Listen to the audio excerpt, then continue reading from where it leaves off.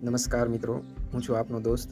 આજે આપણે રેબીઝ નિયંત્રણ અને તેના અટકાવ માટેના શું પગલાં, તેની સારવાર, આ રોગના લક્ષણો અને રસીકરણ બાબતની તમામ માહિતી કે જે આપણા માટે ખૂબ જ જરૂરી છે તેના વિશે આપણે માહિતી મેળવીશું.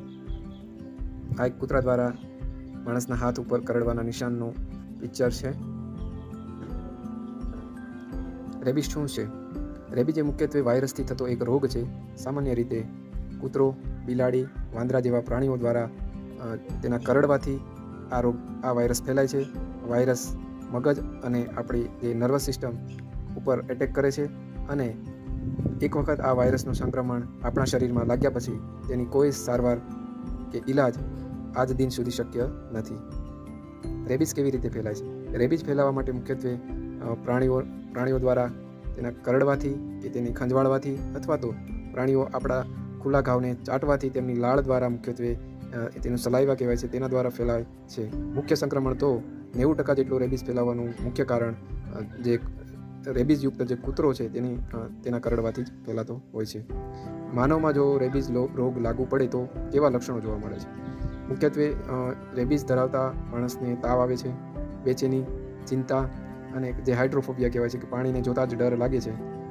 ત્યારબાદ ખંજવાળ, દુખાવો, બેચેની અને તેને મુખ્યત્વે બોલવામાં અને ખોરાક લેવામાં કે ગળવામાં વધારે તકલીફ જોવા મળે છે.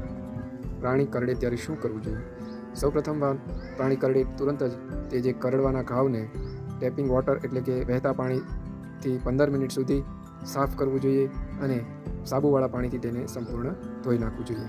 ત્યાર પછી તેના ઉપર કોઈ દવા કે તેલ લગાવવાનું નથી અને નજીકની સરકારી અથવા પ્રાઇવેટ હોસ્પિટલમાં જઈને એન્ટી રેબીઝ વેક્સિન કે જે ARV કહેવાય છે તે લેવું ખૂબ જ જરૂરી છે. જો કરડવાનું નિશાન અથવા તો એનું જે બાઇટ છે જે ગંભીર પ્રકારનું એટલે કે કેટેગરી 2 અને 3માં સમાવેશ થતો હોય એટલે કે જો વધારે પડતું બ્લીડિંગ થયું હોય તો પછી રેબીઝ ઇમ્યુનોગ્લોબ્યુલિન લેવું ખૂબ જરૂરી છે. તે મુખ્યત્વે તાલુકા કક્ષા અને જિલ્લા કક્ષાની સરકારી હોસ્પિટલોમાં ફ્રી ઓફ કોસ્ટ અવેલેબલ હોય છે. રસીકરણનો સમયગાળો.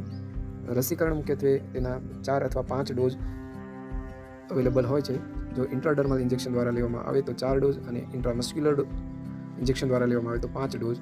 કરડે ત્યારે 0, ત્યાર પછી 3, 7, 14 અને 28 દિવસના અંતરે ઇન્જેક્શન લેવામાં આવે છે. જો રસીકરણ અગાઉના 6 મહિનામાં લીધેલ હોય તો તેનો બુસ્ટર ડોઝ લેવો જરૂરી છે. કૂતરાને પણ દર વર્ષે જે વેટરનરી ડૉક્ટર દ્વારા તેને રસીકરણ કરાવવું પણ જરૂરી છે. પ્રાણીઓ માટેની શું તકેદારી છે?